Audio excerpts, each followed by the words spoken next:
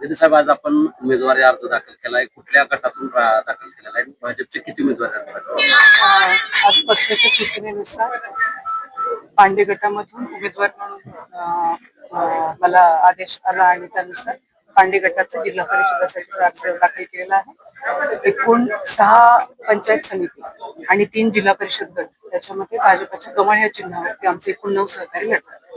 क्रमांकाने आपण पाहतोय की तुम्ही ज्या गटामधून उभा आहे त्यामध्ये संपूर्ण सोलापूर जिल्ह्याचं म्हणलं तर लक्ष लागले. अनेक जण तिथून आपलं नशीब आजमावतात, तुम्ही देखील आजमावताय. कशा पद्धतीनं प्रतिसाद मिळाला? जिल्हा परिषदेची निवडणूक, पंचायत समितीची निवडणूक ही सर्वसामान्य माणसांच्या प्रश्नांना वाचा फोडणारी निवडणूक असते. माझे वडील आदरणीय स्वर्गीय लोकनेते दिगंबररावजी बागल मामा यांच्या राजकारणाची खरी सुरुवात या सेवेच्या संधीतून झाली आणि मला मनापासून आनंद आहे की कुठेतरी पुन्हा लोकांनी जर तशी संधी दिली, त्यांच्या पसंतीला उमेदवार म्हणून मी उतरले काम करण्यासाठी, तर नक्कीच त्या पावलांवर पाऊल टाकण्यासाठी जे काही करावं लागेल ते मी करेन. आणि निवडणुकीमध्ये जनतेचा कल सगळ्यात महत्वाचा असतो. पांडे जिल्हा परिषद आणि संपूर्ण करमाळा तालुक्यातले सामान्य माणसाच्या जिव्हाळ्याचे प्रश्न घेऊन आम्ही लढतो आहोत आणि मला विश्वास आहे की लोक ती संधी आम्हाला देतील ते प्रश्न सोडवण्याची. आपण पाहतोय की भारतीय जनता पार्टी आणि राष्ट्रवादी गटाची युती झाली होती, परंतु यामध्ये सध्या माजी आमदार संजय शिंदे ते यांच्या त्यानंतर ते अद्याप इकडं दिसलेलं नाहीत या याच्यामध्ये प्रक्रियेमध्ये. त्या संदर्भात काय सांगते का? इतर पक्षांबद्दल बोलणं म्हणजे मी उत्तर देणं मला योग्य वाटत नाही, पण मी देऊ शकत नाही. आपण मला माझ्या पक्षाबद्दल प्रश्न विचारलेच नाही. भारतीय जनता पार्टीचे मोठे प्रचार आज आम्ही फॉर्म भरलेले आहेत, आमच्या सहकार्यांचे भरले. आज आमचे बंधू गणेशजी चिवटे यांच्या सुविद्या पत्नी आमच्या अश्विनी मेहनी सुद्धा जिल्हा परिषद गटातून लढतात. केममधून आमचे देवकर सर लढतात. बाकी 6 आमचे सहकारी लढतात. आमच्या सोबत युतीमध्ये असलेले आदरणीय संजय मामा शिंदे यांचे सर्व सहकारी लढतात. तर आम्ही सगळेजण एकत्र बसू आणि निश्चितच दोघांच्या वतीने कोण कोण प्रचारासाठी येणार याची यादी आपल्यापर्यंत पोहोचू. समोरील पक्षाच्या किंवा युती आघाडी संदर्भात जी कल्पना चालू आहे, जी अनिश्चितता आहे, त्याबाबत तुम्ही पक्षाचा निर्णय पक्षाच्या लढण्यास बाजी मारलेली आहे.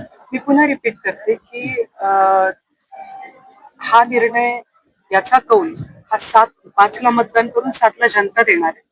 हे जनतेच्या दरबारात गेलेलं आता काय म्हणतो त्याला युद्ध आहे आणि मला विश्वास आहे की भाजपावरती विश्वास ठेवून आज राज्यात जी कामं चाललेली आहेत, देशामध्ये आदरणीय मोदीजींच्या विश्वासावरती जी कामं चाललेली आहेत, निश्चितपणे करमाळा तालुक्यात त्याचा विचार होईल आणि लोक आमच्या सोबत येतील. काल सोलापूरमध्ये मंत्र्यांनी सांगितले की भाजपा सोलापूर जिल्ह्यामध्ये स्वबळावर सर्व करणार आहे.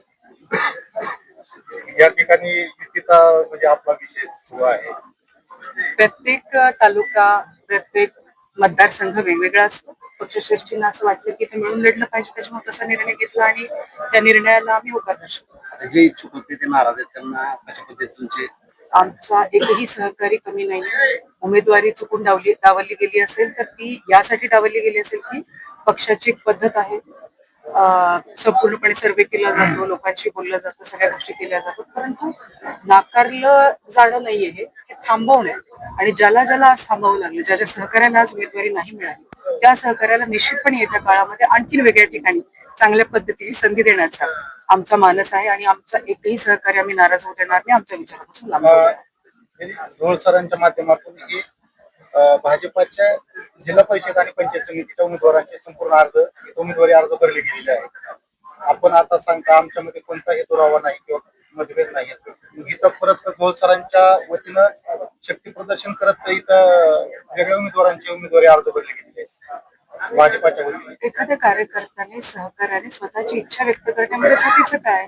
सर भाजपाचा एक भाग आहेत आणि कार्यकर्त्याने पक्षाकडे तर कोणाकडे इच्छा व्यक्त करायची. पक्षाने सूचना दिली होती, आपले अर्ज भरून घ्या आणि नंतर एपी फॉर्म आल्यानंतर उमेदवारी त्यानुसार ठरतील.